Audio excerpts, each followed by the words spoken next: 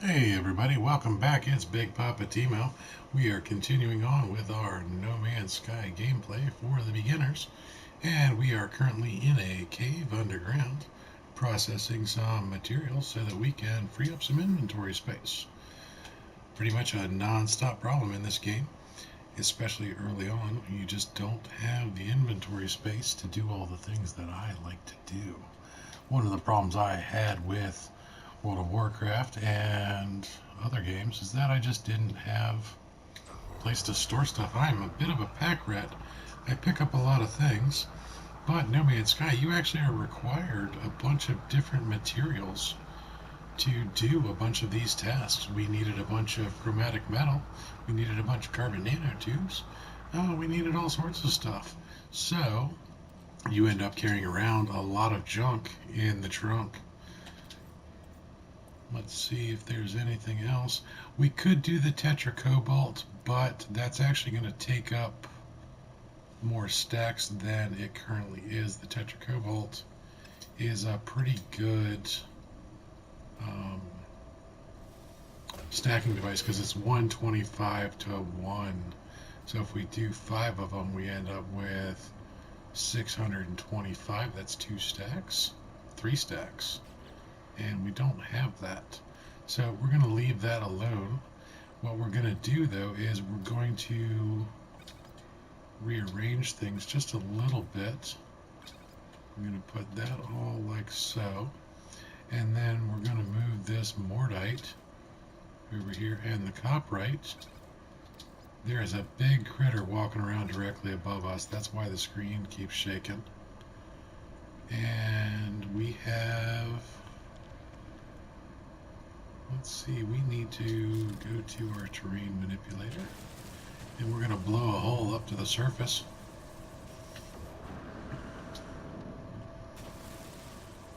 In the general direction of our starship, because we are down in a hole that we made ourselves. Found ourselves a nice little cave that had some subterranean relics. Weapon charge depleted. Might want to angle up a little bit faster. Hey, we found the surface. We're gonna survive. We also found out that this planet, which is giving us blissful weather, has predatory animals. Because, like I said, everything here in this game wants to kill you. Every planet tries to get you in one way, shape, or form. And this one hasn't been giving us any bad things for the atmosphere. No toxicity, no radiation, no firestorms, no boiling rain. Just little critters that want to eat us. So we're going to go ahead and take off. We're going to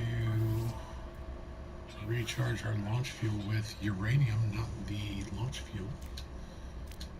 Nope, don't want to change to that. What we want to do is check out our quest log. And we haven't done this in a little while. We have misdirected deserter that is returned to the Lifeform. And that one is complete. That was a local quest. We have fuel the hyperdrive from the inventory for awakenings. We're going to do that in a moment. And then we need to return to our overseer and our scientist. So let's go ahead and click on awakenings. And we're going to go into our menu here. We put our hyperdrive in the technology slot, which is not a bad thing, not a good thing, just kind of an inconvenient thing because I'm used to it being someplace else. So we have fueled that up and it says make your way into space, but we also need to go turn in misdirected deserter. So we're going to go ahead and target that and head back to the Korvax that gave us that quest. Not too far away. And he has a landing pad set out for us. Mighty nice of him.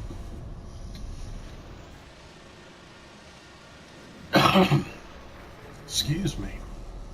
Sorry, every once in a while you just have to cough. Now that since we've done that, what we're going to do is save and chart because I had forgotten to do it before. Always important to do your way stations. Try not to forget. We'll run around to this side of the building because that's where the door is. Pick up a little sodium. Now, one of the goofy things I've noticed is sometimes on these return to life forms is you'll come in here and there will be a marker, but no life form. In the event of that,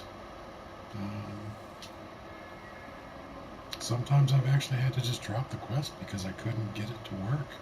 Other times I've been able to go back to a save point, they reappear. Sometimes they're someplace else. Sometimes just deselecting that quest, doing another one, and then coming back works. But we're going to move on from here. Korvax makes a gesture of thanks. They scan me briefly, making a note in their records, bookkeeping complete. They present me with a reward.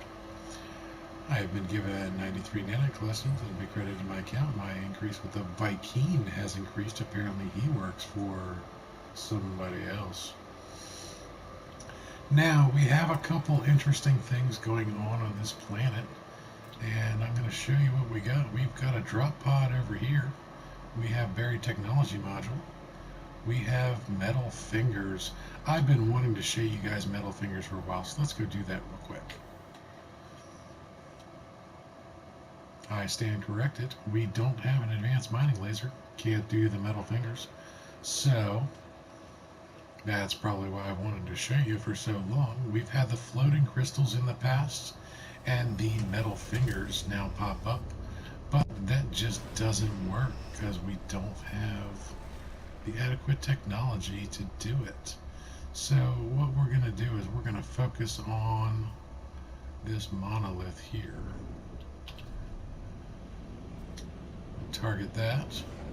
And you'll notice if we stay in the atmosphere, it's going to take us 42 minutes, and that's just unacceptable. So we're going to do a little parabolic approach. We're going to break atmosphere. Slow down just ever so slightly. Angle back down and pulse engine around the outside of the atmosphere. And notice how it only is going to take us 10 seconds to get to this. Monoliths are actually kind of interesting. They are definitely one of the more interesting parts of the game. And they have their uses. So we're going to go check one out.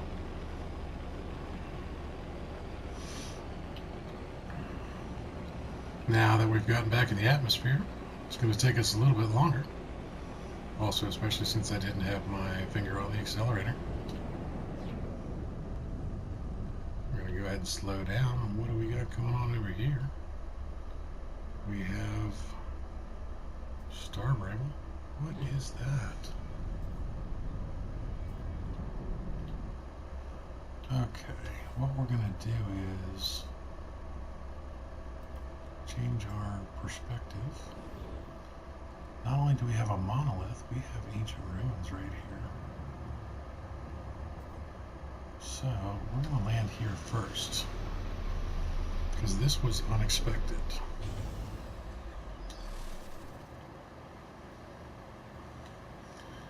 Now this is all nice and lit up. When you come down to here, you don't have to scan, but go ahead and scan anyways, and it'll show you that there are a couple artifacts around here and then a device up top. First, we're going to go around to the artifacts on the bottom, and we're going to learn some words. We have the Korvax word for hi, and I don't mean hi as in hello. We have learned 15 words. We have earned the achievement of Scholar.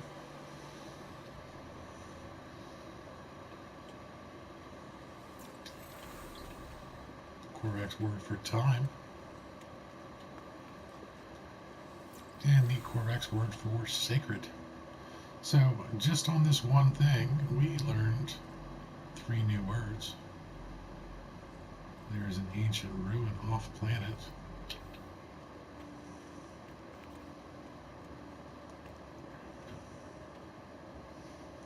This is a Korvax monolith. So basically we're going to do 2 of these back to back. Click on that. Legacy of Edina, Calm, Burgun. We knew one of the words. words. I feel faint as if my mind is being invaded. Pustules on my skin grow, bubble, and pop, and I feel countless tiny stabbing pinpricks scrabbling from each gaping hole. Suddenly, metal spiders, perhaps this tiny sentinels, run up my shoulder and into my visor. Can this be real? This cannot be real. I start to scream. Now, you're given a couple different options here. If we had a Korvax casing, we could locate a portal. This is the case on any Monolith. But you're given the three choices of wait it out, fire the weapon, remove helmet, and scrape away tiny spiders. I'm personally going to wait it out. Hallucination fades. I've passed some sort of test. A reward materializes. Stating with the Korvax has increased. Learn the Atlas word for awake. And it has now given me a Korvax casing. So, there is a Monolith right over there. Ooh, pretty plane, or pretty ships floating over. So we have a Monolith also right over here. We just did a Monolith.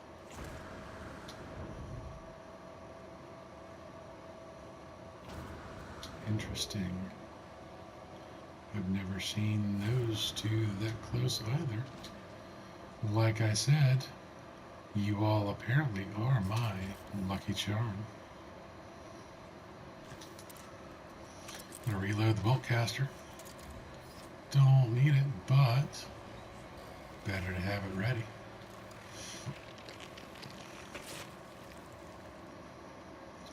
So the truly convenient thing about this, I just cycled through weapons again. We're going to get the Korvax word for virus. We learned an Atlas word, not a Korvaxian word, which is interesting because that normally doesn't happen until later when we're on the Atlas path, which is another quest line.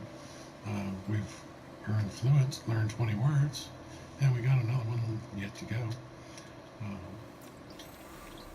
We learned the Korvaxian word for data. Now what we're going to do is we're going to go up to this one, and it is the Novalson landmark, Korvaxian Monolith. And cycle through this one.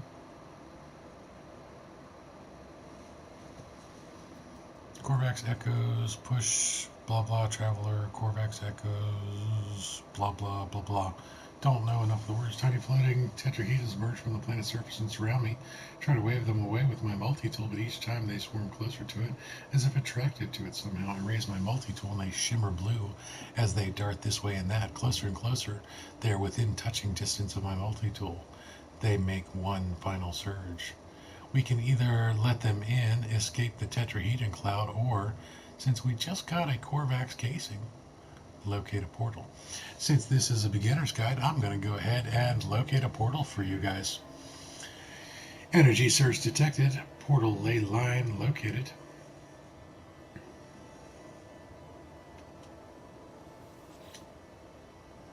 And click on it again.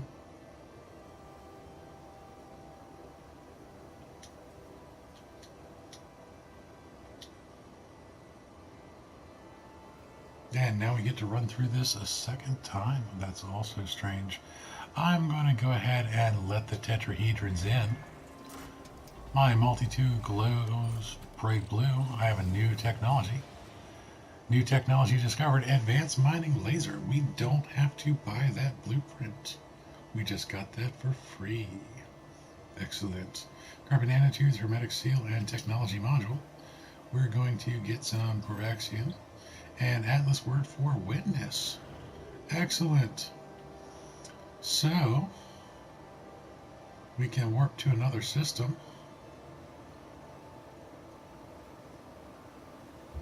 And the portal is 15 hours away, which means it's off planet. And unfortunately, that's where we have to wrap up this episode. Thank you all for watching. If you enjoyed it, please give me a big old thumbs up down below. Maybe subscribe if you want to follow me in the future. You'll get notifications on when I post new videos. Until next time, fly safe.